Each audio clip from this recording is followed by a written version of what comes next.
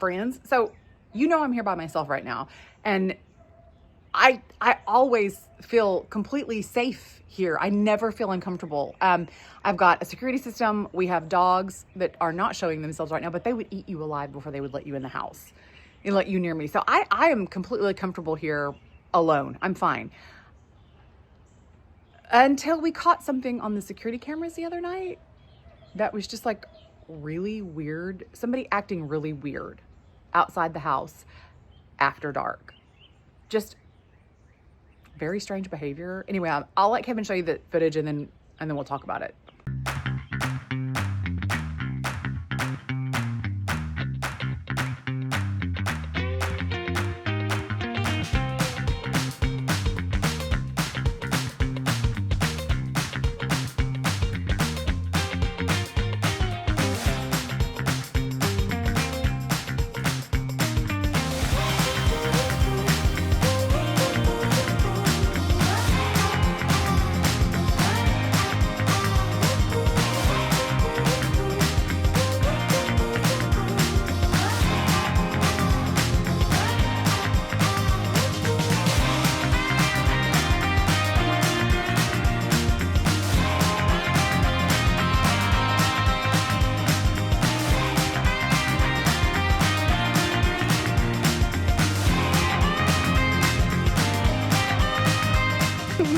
Spoiler, it was me.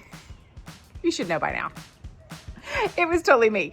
So what happened was that this is how insane our lives are right now. Okay, this is the level of insanity that we're dealing with. So when you message us and you're like, hey, can you direct me to this video? Or can you tell me this? And you don't hear back, this is why. That was me unloading the 4th load of architectural salvage that I had spent a weekend digging out of a dumpster by myself. And I had to get it out of the car that night so that I could then put one-of-a-kind pageant and prom dresses that I had designed and had been delivered here from my factory into my trunk to take to my high-end retail location the next day. That's the reality of our world right now. You want to see what I got though? Hang on. Got the mantle out of the living room. Yes, I know it is busted. And look how stupid. They just hit it with a sledgehammer. Like that's gonna be the way to remove a mantle from the wall? It's like these idiots have never heard of a Sawzall. I got 3 of the 4 miniature pocket doors. Look at this. They just creamed it. And look, it's beautiful wavy glass. I don't know if you can tell, but we'll be saving the panels that we can save because some of it is still gorgeous bubble glass. This is the stairway. This is actually the foot tread, the tread support, banisters, and the solid oak handrail. I got a few of the treads, and then this is all the paneling that created that beautiful paneled wall and the wainscoting in the house. So, not going in the landfill.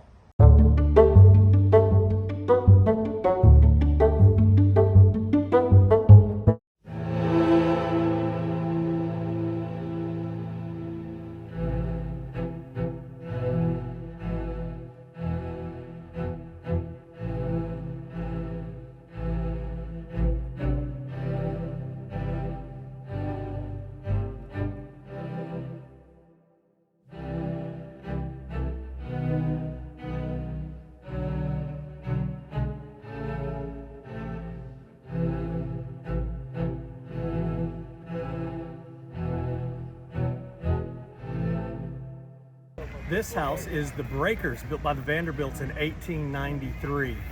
This is even larger and more immaculate than the Marble House, believe it or not.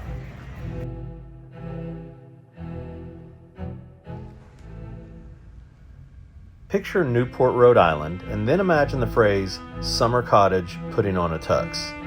That is the Breakers, the Gilded Age retreat that Cornelius Vanderbilt II built after a fire destroyed the earlier house in 1892. He hired architect Richard Morse Hunt, who delivered a palazzo on the cliffs that looks ready for the opera. Construction ran from 1893 to 1895, and the result is both glamorous and fortress, with steel trusses and masonry to keep fire at bay.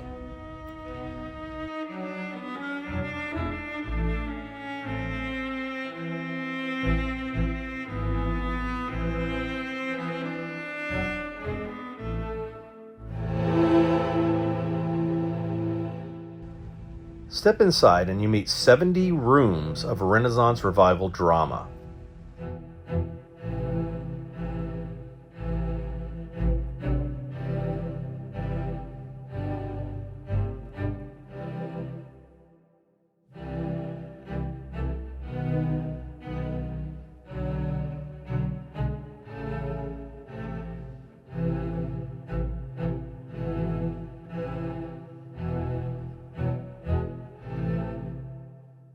The interiors were created by Jules Allard and Sons and Ogden Codman Jr.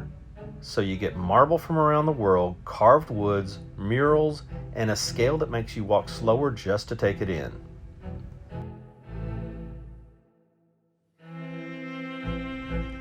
The house has about 62,000 square feet of living area and a gross area of over 130,000, which is a fancy way of saying it is enormous.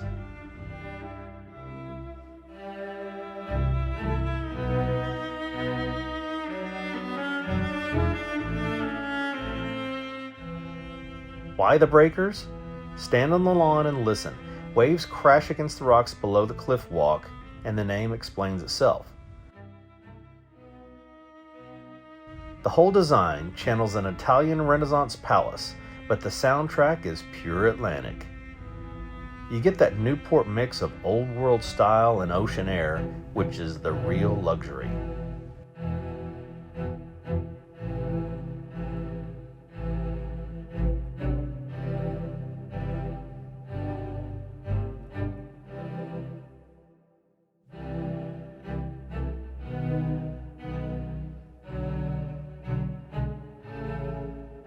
Here is my favorite detail. After the 1892 fire, Vanderbilt insisted on fireproof everything, right down to putting the boiler in a space under the front lawn. It is a house that performs, not just a house that poses, which is probably why it still feels so confident more than a century later. Today, the Breakers is run by the Preservation Society of Newport County, and you can tour it, headphones on, jaw slightly open.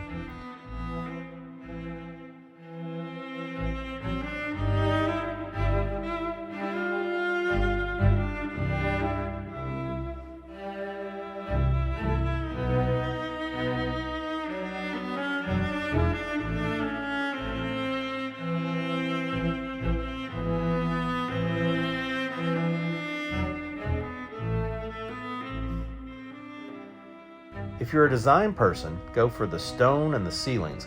If you are a story person, go for the rise, the fire, and the comeback. Then step outside, hear the surf, and remember why they call it the Breakers in the first place.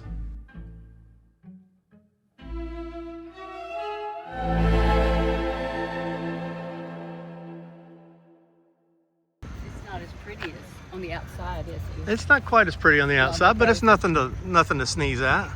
The coloring is different. Right. How many times have you been to the Breakers, Mom? 3 at least. But see, it's not cleaned up. They need a good pressure washing, is what you're It saying. needs pressure. You want to put a fountain under your staircase like they have. I've got a staircase. Yeah, I've got an and opening under. you've I got a put perfect fountain- spot for it, don't put you? a fountain there, Yeah, dude, just like this. Yeah. Just like that one.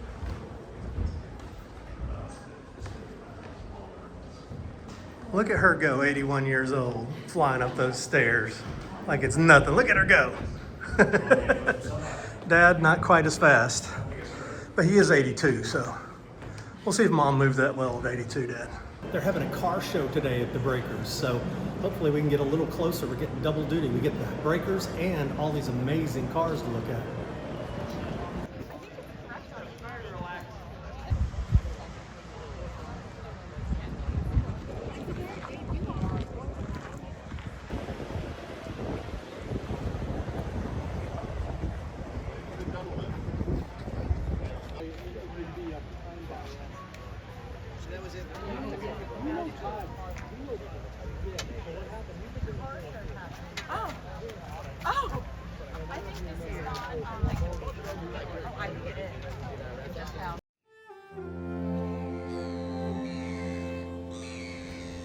The Cliffwalk is Newport's famous oceanfront footpath, about 3.5 miles of public walkway that threads between the rocky Atlantic shoreline and a row of legendary Gilded Age estates. Parts are smooth and easy, parts are rugged and natural, and all of it serves non-stop views. Think seaside air, crashing waves, and mansion watching in one simple stroll.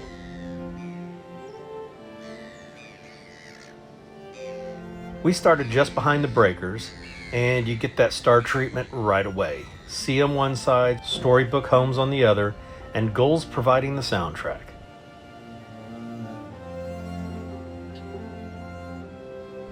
Bring comfy shoes and a curious eye. Every turn reveals a new facade, a new garden wall, and another glittering slice of Atlantic. Be kind to the neighbors and stay on the path. Pause for photos when the sun catches the water and the cliff line glows. That is Newport showing off, and it's worth every step.